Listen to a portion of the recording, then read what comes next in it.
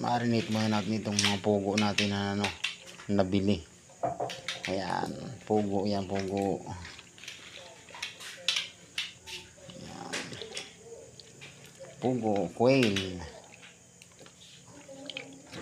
Ayan, sarap niyan, i-marinate natin. Tapos bukas palitawin natin sa mantika ito, mga idol. Okay? Alright.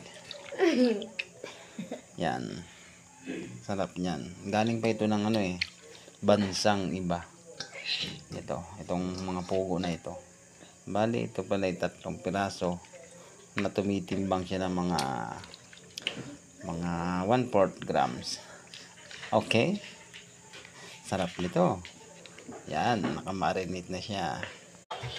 Ayan, ito na yung ating minarinate na pugo. Ilalagay muna natin ito sa rep. Ayan, tatakloban natin ng Tupperware ni Marvin Agustin. Ayan. Ayan. Lagay natin sa rep. Let's go. Ayan.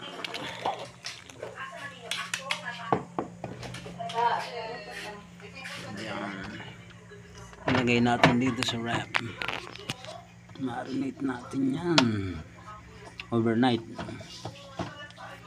Okay.